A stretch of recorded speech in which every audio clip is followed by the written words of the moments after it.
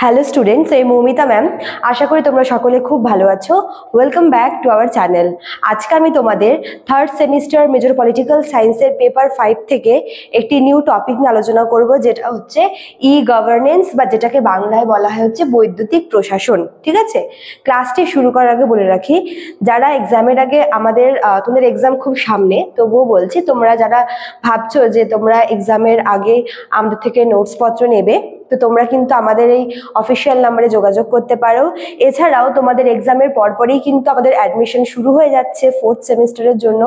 তো যদি তোমরা মনে করো যে তোমরা আমাদের এখানে নেক্সট সেমিস্টারের জন্য অ্যাডমিশন নেবে, তবুও কিন্তু তোমরা আমাদের এই অফিসিয়াল নাম্বারে যোগাযোগ করতে পারো। ঠিক আছে, আমাদের অফিসিয়াল নাম্বার দুটো আছে, একটা হচ্ছে 6295916282, আর একটা হচ্ছে 7076398606। তো এই নাম্বারে তোমরা যোগাযোগ করে নিও। চলো শুরু করি আজকের টপিকটা। শুরুতেই বললাম কি ই গভর্নেন্স, বা যেটাকে বলা হচ্ছে বৈদ্যুতিক প্রশাসন। দেখো, ই গভর্নেন্সের মধ্যে ই মানে হচ্ছে ইলেকট্রনিক। ঠিক আছে, ই মানে হচ্ছে ইলেকট্রনিক, যেটাকে বাংলায় বলা হয় হচ্ছে বৈদ্যুতিক, আর গভর্নেন্সকে বলা হয় হচ্ছে প্রশাসন। তাহলে যেই মানে এখানে তাহলে ই গভর্নেন্স কথাটার যদি আমরা আক্ষরিক অর্থ ধরি, তাহলে এটা দাঁড়াচ্ছে যে যেই শাসনটা পরিচালিত হচ্ছে তথ্য এবং প্রযুক্তি দ্বারা। ঠিক আছে, দেখো তথ্য প্রযুক্তি জিনিসটা কিন্তু বর্তমানে আমাদের মানুষের দৈনন্দিন জীবন থেকে শুরু করে বিভিন্ন ক্ষেত্রে আমরা কিন্তু এই তথ্য প্রযুক্তি জিনিসটাকে দেখতে পাই। ঠিক আছে, বলতে পারো যে একটা সময় যেখানে সরকার সমস্ত কাজকর্মের হিসাব মানে হয়তো রেকর্ড করে রাখতো খাতাতে বা কপিতে লিখে রাখতো, কিন্তু বর্তমান সমাজের সঙ্গে তাল মিলিয়ে সরকারও কিন্তু এই তথ্য এবং প্রযুক্তিকে উপেক্ষা করতে পারে না। ঠিক আছে, এবং এই যে ই গভর্নেন্স, এটার মানে হচ্ছে যেই শাসনটা আর কি পরিচালিত হচ্ছে তথ্য এবং প্রযুক্তি দ্বারা। দেখো, অনেক ক্ষেত্রেই কিন্তু সরকারকে এই তথ্য প্রযুক্তির সাহায্য নিতে হয়। বিভিন্ন ক্ষেত্রে বিভিন্ন আর কি কাজকর্মের ক্ষেত্রেই কিন্তু সরকারকে এই বৈদ্যুতিক ব্যবস্থার আর কি সহায়তা গ্রহণ করতেই হয়।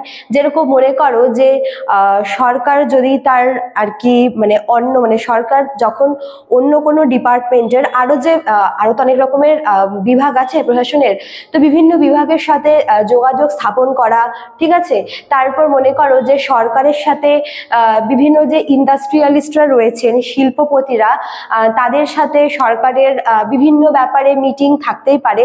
এবার দেখো, একটা রাজ্যে বলো বা একটা দেশে বলো, সরকারে কিন্তু আর কি ব্যবসায়ীরা প্রচুর অর্থ বিনিয়োগ করে।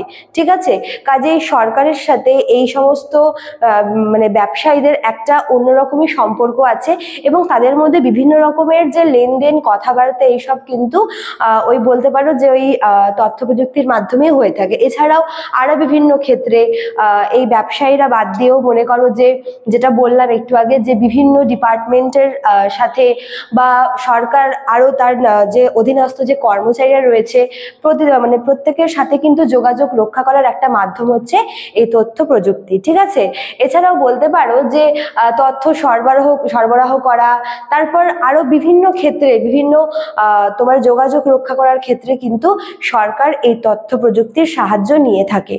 ঠিক আছে, তো এই জন্যই এটাকে আর কি ই গভর্নেন্স বলা হয়ে থাকে, যেখানে তথ্য প্রযুক্তির মাধ্যমে বা বৈদ্যুতিক ব্যবস্থার মাধ্যমে সরকার তার শাসন কার্য চালাচ্ছে। ঠিক আছে, আর এটা কিন্তু বর্তমানে এর চাহিদা আমরা খুব বেশি দেখতে পাই।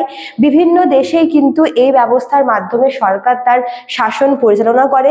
শুধুমাত্র যে আমাদের দেশে তাই না, বিভিন্ন দেশেই হয়, এবং এর যে ব্যবহারের মাত্রাটা এত পরিমাণে বেড়ে গেছে যে কেউই কিন্তু একে উপেক্ষা করতে পারে না, সাধারণ মানুষ থেকে শুরু করে সরকার। ঠিক আছে, প্রত্যেকটা, ইভেন বলতে পারে শুধুমাত্র যে আমি তোকে বললাম যে সরকার বিভিন্ন ব্যবসায়ীদের সাথে বা বিভিন্ন ডিপার্টমেন্টের সাথে বা তার অধীনস্থ কর্মচারীদের সঙ্গে যোগাযোগ রক্ষা করার জন্য এটা ব্যবহার করে থাকে, শুধু তাই না, সরকার তার নাগরিকদের সাথে যোগাযোগ রক্ষা করার জন্য কিন্তু এই তথ্য প্রযুক্তির ব্যবহারটা করে থাকে। কাজে বুঝতে পারছো যে এই তথ্য প্রযুক্তির ব্যবহারটা সরকারের ক্ষেত্রে বা প্রশাসনের ক্ষেত্রে কত বেশি গুরুত্বপূর্ণ হয়ে দাঁড়িয়েছে।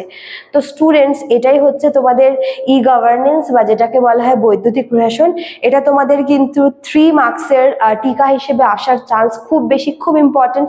তোমরা কনসেপ্টটা ক্লিয়ার রাখো, তাহলে কিন্তু তোমরা এক্সামে লিখে দিয়ে আসতে পারবে। ঠিক আছে, তো আজকে এতটুকুই থাকলো এই ক্লাসটা। দেখা হচ্ছে নেক্সট ক্লাসে। Thank you.